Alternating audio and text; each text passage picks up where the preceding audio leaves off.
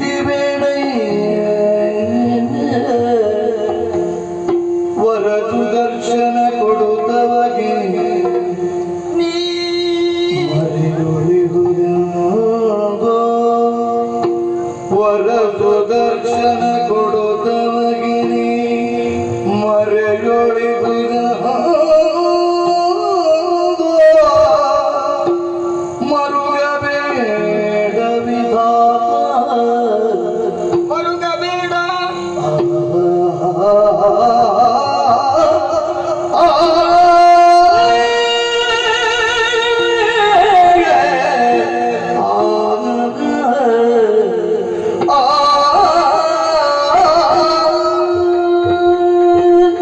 ಕಂದ ಜನನಿ. ಓ ಕಂದ ಅಮ್ಮ. ಮರುಗಬೇಡಪ್ಪ. ಆ, ಆದಿಮಾಯೆಯಂತ ನಾನು ಯೋಗ ಮಾಯೆಯಾಗಿ ಶ್ರೀಹರಿಯನ್ನು ಆವರಿಸಿದ ಕಾರಣ ಆತನೀಗ ಗಾಢ ನಿದ್ರೆಯಲ್ಲಿದ್ದಾನೆ. ಓಹೋ. ಕ್ಷಣ ಮಾತ್ರದಲ್ಲಿ ಆತನಿಂದ ವಿಚ್ಛೇದನವನ್ನು ಹೊಂದುತ್ತೇನೆ. ನಿದ್ರೆಯಿಂದ ಎಚ್ಚೆತ್ತಂತ ಆತ ನಿನ್ನನ್ನು ಪೀಡಿಸ್ತಿರುವಂತ ದೈತ್ಯರನ್ನು ಸೋಲಿಸಿದ್ದಾನೆ.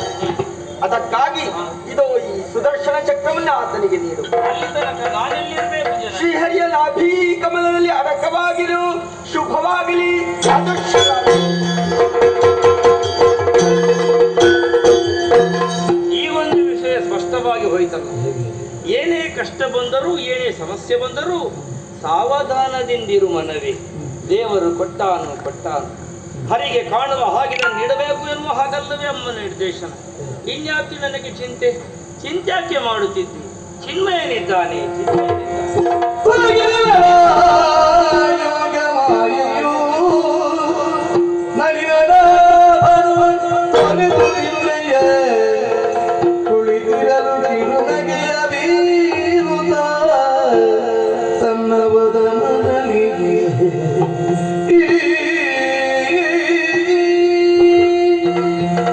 ಸುದೀರ್ಘವಾದಂತಹ ನಿದ್ದೆಯಲ್ಲಿದ್ದವನು ನಾನು.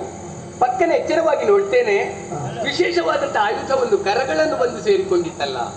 ಹಾಗಿದ್ರೆ ಏನೋ ಒಂದು ಘಟನೆ ಆಗುವುದಕ್ಕೆ ಇದೆ ಅನ್ನೋದು ಸ್ಪಷ್ಟ. ನೋಡೋಣ.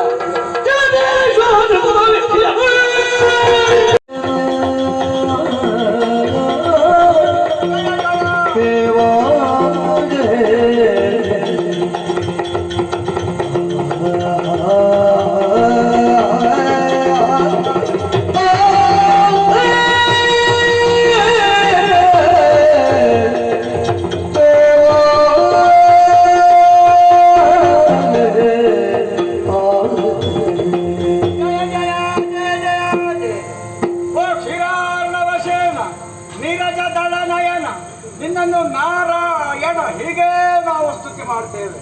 ಅಂತರಾದ ನಮ್ಮ ನೆತ್ತ ಮೇಲೆ ಕೈ ಇಟ್ಟು ನಮಗೆ ಸುಜ್ಞಾನ. ಜಯ ಜಯ ಜಯ ಜಯ